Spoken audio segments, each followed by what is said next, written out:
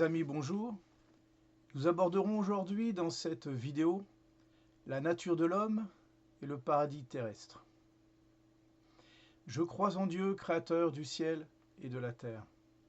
Désormais, après nous être arrêtés sur ces créatures particulières que sont les anges, nous allons nous attarder sur l'homme. Nous ne verrons pas les autres créatures.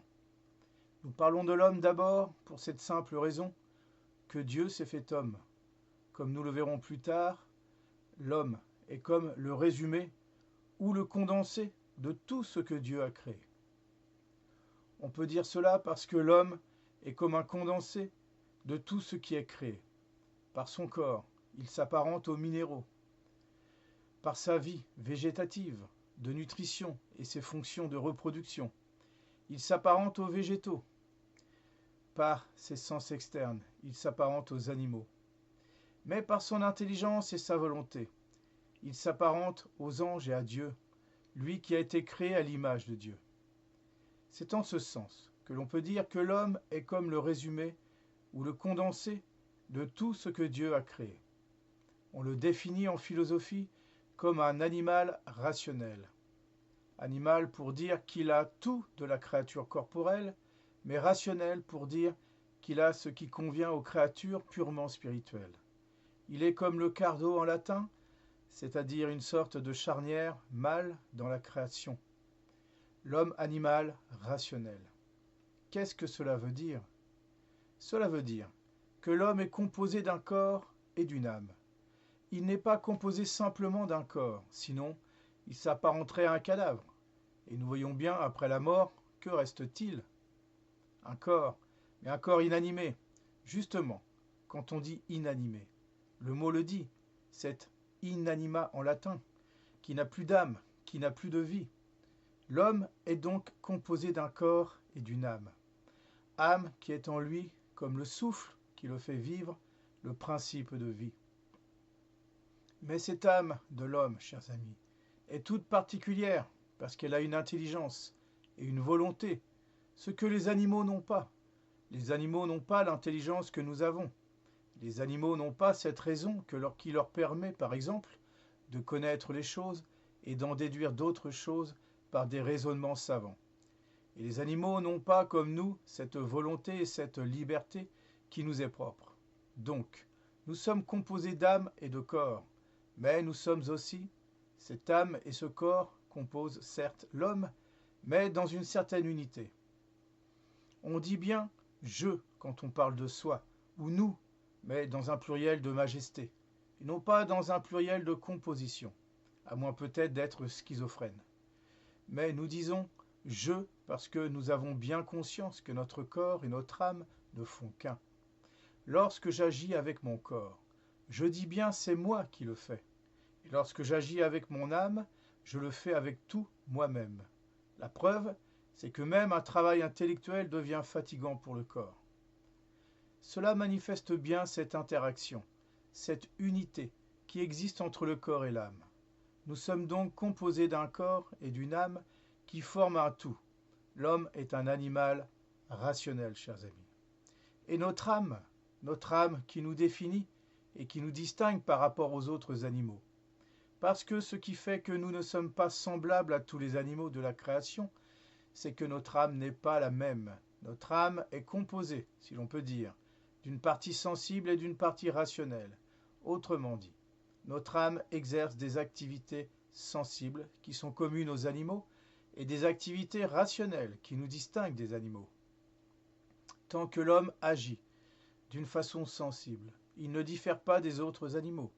Mais à partir du moment où, s'appuyant sur cette sensibilité, l'homme agit avec intelligence et volonté, non seulement il se distingue des animaux, mais il leur devient supérieur. C'est ce qui définit notre supériorité, c'est notre intelligence et notre volonté. L'homme a donc une sensibilité commune aux animaux, sensibilité par laquelle il peut connaître. Ce sont les 5 sens externes que nous connaissons. La vue, l'ouïe, l'odorat, le goût et le toucher, auxquels d'ailleurs s'ajoutent ce que l'on appelle 4 sens internes, qui ne sont pas répartis dans l'extérieur du corps, sur la surface du corps, mais qui sont à l'intérieur, et ce sont le sens commun, l'imagination, l'estimative et la mémoire. L'homme a donc ses facultés de connaissance sensible. Et tout comme les animaux, il a aussi un appétit sensible par lequel il se dirige vers un objet qui l'attire ou par lequel il se sépare d'un objet qui lui répugne. Et cet appétit sensible engendre en l'homme, aux passions, c'est-à-dire une réaction de notre âme face à un objet, bien ou mal. Et nous connaissons ces passions, l'amour, le désir, la joie, la haine, la fuite, la tristesse, l'espoir et le désespoir, la crainte et l'audace, et enfin la colère. Tout cela nous rend semblables aux animaux. Mais par-dessus cette capacité, ou cette action sensible, l'homme a une activité rationnelle qui le distingue des animaux.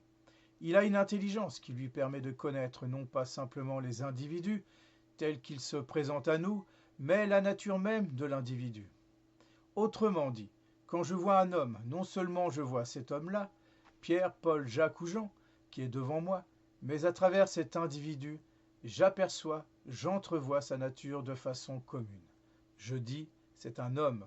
Cela est un mécanisme de l'intelligence qui me permet de le dire. J'obtiens une idée de la nature de l'homme et non pas simplement une image de la personne que j'ai devant moi. C'est mon intelligence, et sur ces idées, je bâtis des jugements et des raisonnements, et ainsi je peux établir des vérités et parvenir de vérité en vérité par mes raisonnements à des conclusions. Avec cette intelligence, l'homme possède une volonté par laquelle non seulement il veut un bien particulier, c'est-à-dire telle chose ou telle chose, ce que l'on appelle aussi un appétit, telle chose concrète, mais par lequel aussi il veut un bien universel, c'est-à-dire en dehors même de ses particularités, par exemple la justice. L'homme peut vouloir de façon générale la justice ou la paix, et c'est ce qui nous distingue précisément des animaux. Voilà donc, chers amis, ce qui fait la nature de l'homme. À cette volonté, ou cette volonté, on pourrait dire, d'une certaine façon, que se greffe la liberté. C'est-à-dire que la liberté, c'est cette même volonté qui veut un bien, mais pas un bien qui est une fin dernière. C'est un bien qui est comme un moyen. C'est cela la liberté. La liberté, c'est toujours la même faculté que la volonté de désirer quelque chose, mais de le désirer comme le bon moyen qui va me permettre d'obtenir. C'est la liberté. L'homme a une liberté. Voilà donc ce qui caractérise l'homme, ce qui définit l'homme. Et cette intelligence et cette volonté, comme elles sont ordonnées vers des choses d'être universelles, l'intelligence cherche la vérité dans son universalité. Et elle ne cesse d'ailleurs de croître dans la vérité. Elle peut croître à l'infini dans la vérité, de la même façon, la volonté veut le bien de façon universelle. Eh bien, cette capacité qu'a l'intelligence de se tourner vers l'universel fait qu'elle est immortelle, c'est-à-dire qu'elle peut subsister en dehors des conditions du temps et de l'espace. L'âme de l'homme est immortelle, chers amis, en raison même de son intelligence et de sa volonté. Par nature, l'âme de l'homme est immortelle. Voilà donc la nature de l'homme, créature absolument merveilleuse, condensée de la création, et qui régit, si l'on peut dire, tout ce que Dieu a créé. Abordons à présent le paradis terrestre, chers amis. Nous venons de parler de la nature de l'homme, nature absolument merveilleuse, puisque l'homme participe, on peut bien le dire, par son intelligence et sa volonté, à l'intelligence et à la volonté de Dieu. Il est créé, comme dit l'Écriture sainte, à l'image de Dieu.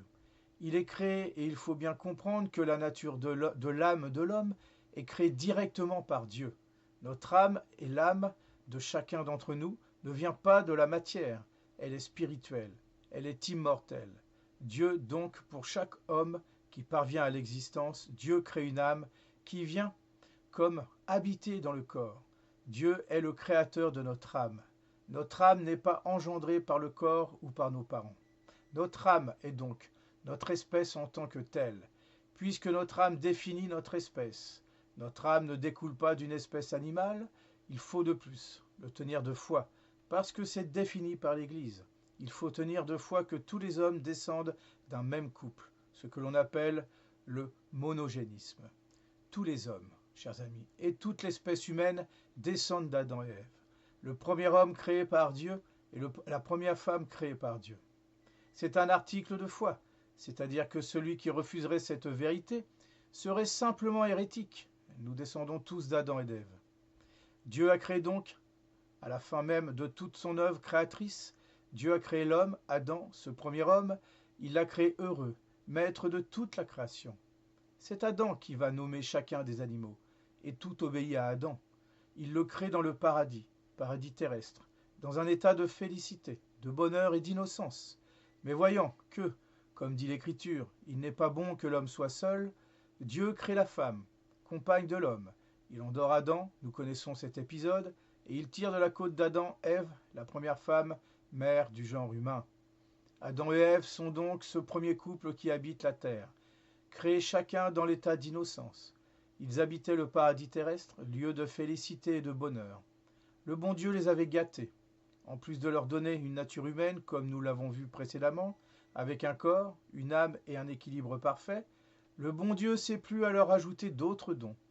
D'abord des dons surnaturels, qui n'étaient pas. Infiniment, le bon Dieu s'est dit, je vais les faire participer à ma propre vie divine. Je vais leur donner donc ce que l'on appelle la grâce. Je vais leur donner quelque chose de ma vie pour qu'ils puissent vivre avec moi, pour qu'il puisse y avoir comme une communication avec ma vie divine. Cette vie divine que nous avons exposée il y a quelque temps, le bon Dieu a donc donné des dons surnaturels, c'est-à-dire qui ne sont pas de l'ordre naturel et qui nous dépassent infiniment. Ce que l'on appelle, chers amis, la grâce dans l'âme d'Adam et Ève, il y avait cette grâce, c'est-à-dire cette vie divine qui coulait et qui inondait, si l'on peut dire, l'âme d'Adam et d'Ève, et leur permettait de vivre avec le bon Dieu. Avec cette grâce venait non seulement donc cette vie divine, mais la capacité d'agir selon cette grâce. C'est ce que l'on appelle les vertus surnaturelles. Le bon Dieu avait donné à Adam des vertus surnaturelles, la foi, l'espérance et la charité, et nous en reparlerons très certainement plus tard. Et puis toutes les vertus morales qui leur permettaient d'agir d'une façon bien supérieure à la façon d'agir humaine. Et avec ces vertus, il y a encore, nous en reparlerons plus tard, ce que l'on appelle les dons du Saint-Esprit. Sagesse, intelligence, force, conseil, etc. Le bon Dieu s'était plu donc à donner quelque chose de sa propre vie dans l'âme d'Adam et d'Ève. Grâce, et l'on peut bien le dire, grâce que Dieu a fait à l'homme, preuve d'ailleurs de l'amour que Dieu porte à cette création. Et alors, le bon Dieu a même voulu rajouter d'autres dons, non pas surnaturels, c'est-à-dire non pas des choses qui dépassent complètement notre nature et qui seraient d'un autre ordre, mais il a ajouté d'autres dons que l'on appelle préternaturels, c'est-à-dire qui restent dans l'ordre de la nature, mais si l'on peut dire, défient un peu les lois de la nature. Il y avait 4 dons préternaturels dans l'âme d'Adam et d'Ève. 4 dons qui bien souvent nous sont enviés. D'abord la science infuse. Adam et Ève ont été créés à l'âge adulte. Il était normal que Dieu leur donne ce qui était nécessaire à cet âge dans l'ordre de la connaissance. Et pour leur enfant, du reste, ces dons auraient été transmis. Les enfants auraient dû apprendre, mais avec facilité, ce qui n'est pas souvent notre cas, avec non seulement facilité, mais aussi avec joie. Science infuse. Le don d'intégrité, deuxième don. Le don d'intégrité peut être un peu plus compliqué. C'est le don par lequel la volonté dominait parfaitement tout l'appétit sensitif sensible. C'est-à-dire ce dont nous avons parlé tout à l'heure, qui appartient à l'ordre animal, les passions, l'amour, le désir, la haine, la colère, etc. Toutes ces passions, chers amis, que nous avions nommées étaient bien régulées et parfaitement par la volonté. Autrement dit, ces passions ne pouvaient pas sortir ou agir d'une façon exagérée. Elles étaient parfaitement canalisées, non pas dominées comme écrasées, mais dominées comme canalisées, parfaitement harmonisées. C'est ce don d'intégrité que nous ne connaissons pas. Nous savons comment nous pouvons être sujets à nos passions sans que notre volonté puisse les dominer. Nous avons tous éprouvé une grande crainte, par exemple, ou une joie débordante, ou même encore une tristesse pesante, voire une colère excessive. Peu importe, ces passions, que nous avons tous pu exprimer de façon exagérée, manifestent que notre volonté n'a plus ce pouvoir de les canaliser. C'était le don d'intégrité qui permettait cela. Vous voyez que ce n'est pas d'ordre surnaturel, c'est préternaturel. Ça reste dans l'ordre de la nature, mais ça ajoute quelque chose. Troisième don, on l'appelle l'impassibilité. Celui-ci nous donne parfois de nombreuses envies, parce que par ce don d'impassibilité, Adam et Ève ne connaissaient ni la souffrance, ni la maladie. Heureux état qui était le leur. Et pourtant Dieu leur a encore ajouté un quatrième don. Ne connaissant ni souffrance ni maladie, il rajoutait l'immortalité. Ils n'auraient pas connu la mort comme cette déchirure que nous connaissons. La mort n'aurait pas été un déchirement. Elle n'existait pas. Adam et Ève étaient immortels. Mais voilà, Adam et Ève, comme tous les anges, ont été créés dans cet état de béatitude et de félicité, disons même au paradis terrestre. Mais ils devaient connaître, tout comme les anges, une épreuve qui allait comme décider non seulement de leur fidélité à Dieu, mais aussi du reste de leur existence. Cette épreuve que nous verrons largement dans nos prochaines vidéos. Voilà, chers amis, nous aborderons la prochaine fois la chute et la promesse. Je vous souhaite un bon courage et vous dis à bientôt, chers amis.